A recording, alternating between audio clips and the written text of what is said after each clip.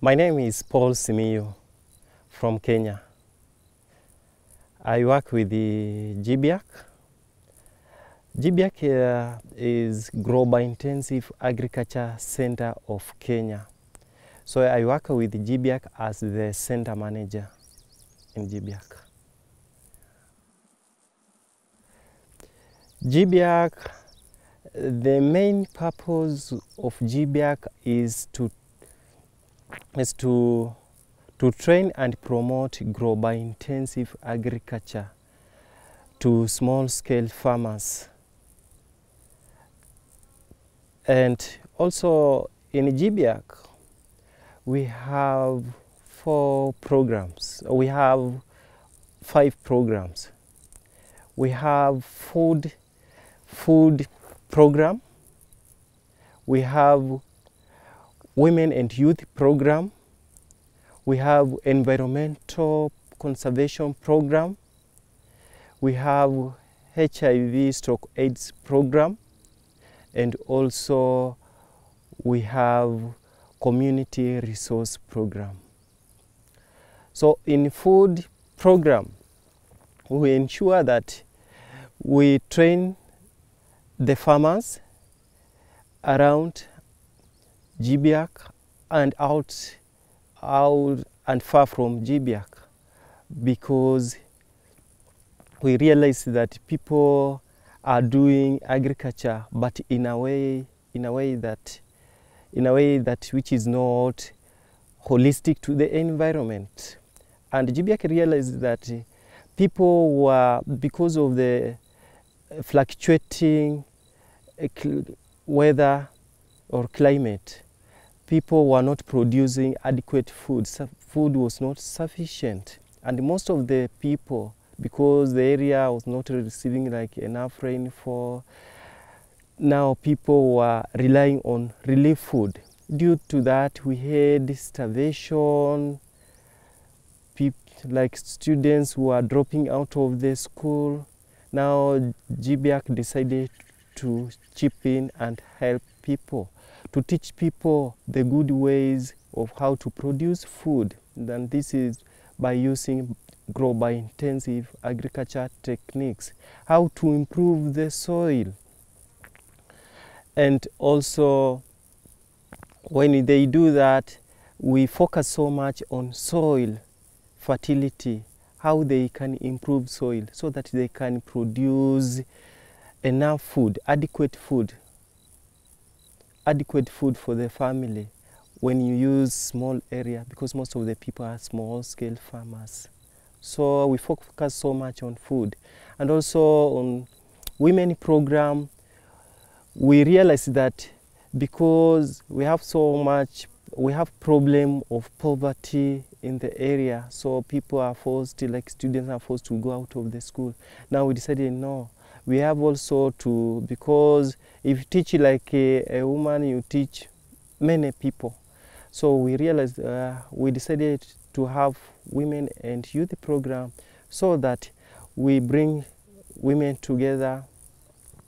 We have started a program whereby women and youth, they come there, they are trained in tailoring, designing and beadwork. So after there they can go out, they create what we call self-employment, or they can find jobs outside there to depend for themselves. So by doing that, we try to minimize the rate of poverty in the communities among the women and also to the youth. And we have environmental program, environmental conservation program, whereby, because you see, as you see now, people are using, the way people are using the techniques they are using, our environment is not so clean. So we have to teach or train our communities or our people the best ways of conserving our environment. Like, we have to use like the solar cookers.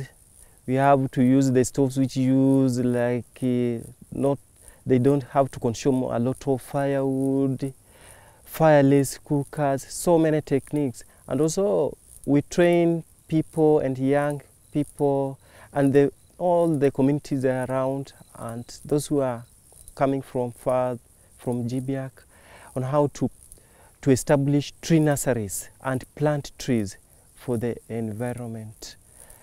For that issue of HIV/AIDS, we train the communities or people the best way of nutrition, the best way of production, how to produce and balance the nutrition food, so that we see, because if the community is affected by HIV, it's not only the communities, it's entirely all of us have been affected.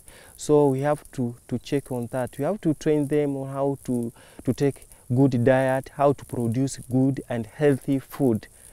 So by doing that, we work together with the hospitals, we work together with the schools, we work together with the entire community to ensure that they have good diet, so that the affected cannot feel like they don't have enough to eat, they don't have like a good diet for them.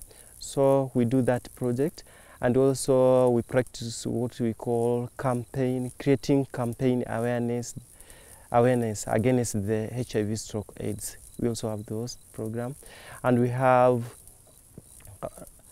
community resource program whereby we have the community library, whereby the library is there with more than 2,000 books. So people can come there, they can make some research, informational researches, and as we know, like education is power. So if you have the community resource library whereby people can come and get the information, they want to search for some things, they get it there. I think those are the programs we have. I chose agriculture because when I was young, I used to work with my grandfather and grandmom together, and we used to produce a lot to eat.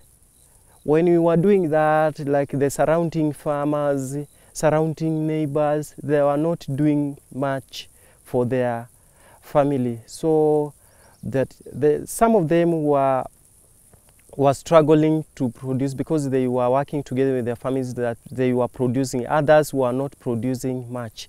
But we together with my grandparents, we were producing much to eat. But now after there, it came a time whereby the inputs came up, the price of the inputs was hiked up. So the problem came whereby the farmers now, and as inclusive, the problem came because we could not manage to afford the seeds, we could not manage to afford the chemical fertilizers, because by then we were using chemical fertilizers.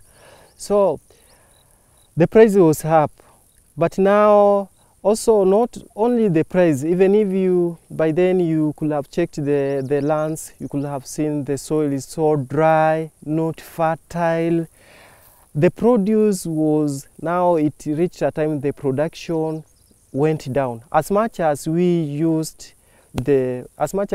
could use the fertilizers, chemical fertilizers, the production now started to decline. Then I asked myself, why is it that we are using a lot of chemical fertilizers but the production still decline? Why?